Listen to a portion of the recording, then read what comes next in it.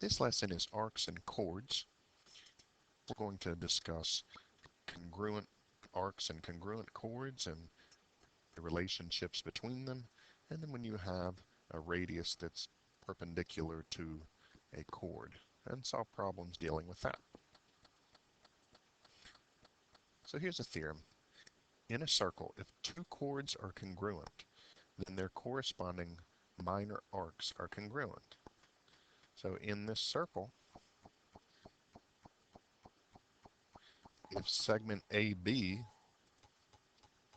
is congruent to segment CD, let me fill this in here, then arc AB is congruent to arc CD. When you see these little rectangles here, that's because the arc symbol didn't show up properly, but that just means the arc is congruent to the other arc. So for example, if this segment is of length 7 and this segment is of length 7, and maybe you know this arc measure is 100 degrees, what's the measure of arc CD? Well, it's also 100 degrees. So if the chords are congruent, then the arcs are congruent.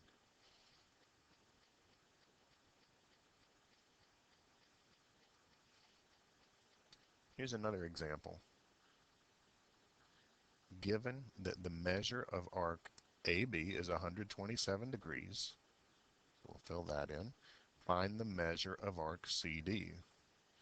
Well, since the chords are congruent, then the arcs are congruent. And since the measure of arc AB is 127, then the measure of arc CD is also 127 degrees.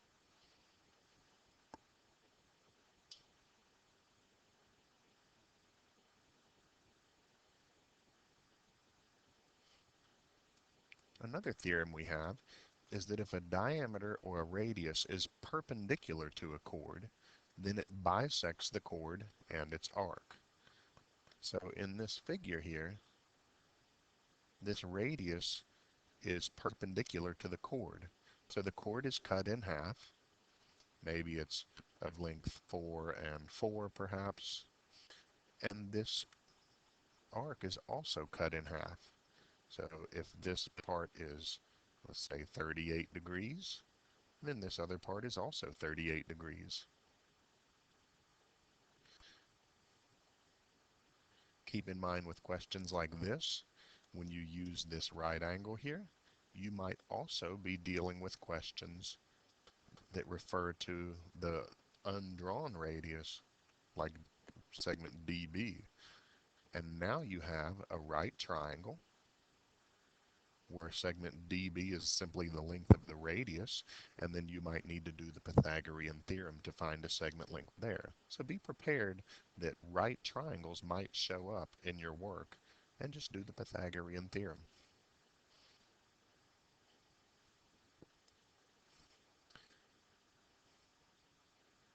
So if segment DC, that's the radius, is perpendicular to segment AB, that's the chord, and segment DC bisects segment AB and arc AB, therefore segment AE is congruent to segment BE, that's the two chord halves, and arc AC is congruent to arc BC, that's the arc halves.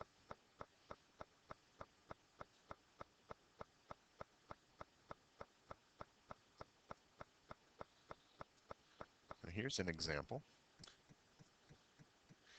If segment AB is 5 centimeters, find the length of segment AE. Well, if this whole thing is 5, it's cut in half. So that means that each half has to be 2.5. So AE, the measure of segment AE, is going to be 2.5.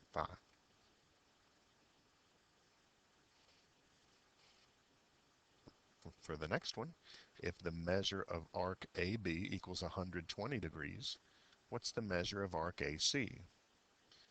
Well, this whole arc here is 120 degrees, and because this radius is perpendicular to the chord, it cuts the chord in half and it cuts the arc in half, so each arc half is also 60 degrees. So the arc is cut in half, the chord is cut in half. So the measure of arc AC is 60 degrees. When the radius is perpendicular to the chord, it cuts the chord in half and it cuts the arc in half. And remember, you might have a right triangle here where the Pythagorean theorem will also find a segment measure.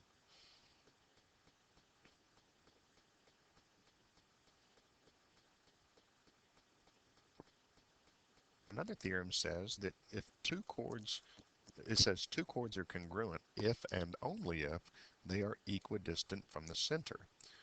So if you have two chords and these measures are the same, maybe that's 11 and E is also 11, then that means that the two chords are the same length.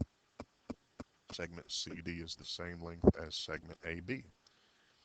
And the converse is also true. That's why it says if and only if. So if you know that the chords are equidistant from the center, then they're congruent. If you know they're congruent, then they're equidistant from the center.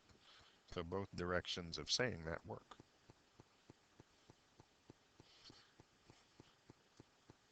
So based on this, if the measure of segment AB equals 5 centimeters, find the measure of segment CD. Well, I can see in the picture these chords are equidistant from the center because they're marked congruent. The distances are marked congruent. And I know that if AB is 5 centimeters, that's the whole way across. The whole way across is 5. Then it's congruent to segment CD, and that whole way across is also 5. So CD also has a measure of 5 centimeters. When chords are equidistant from the center, they're congruent. And when chords are congruent, they're equidistant from the center. So look for the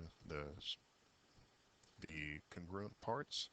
Look for the parts that are cut in half, for the right angles, all of that. The symmetry really does make sense if you think about it.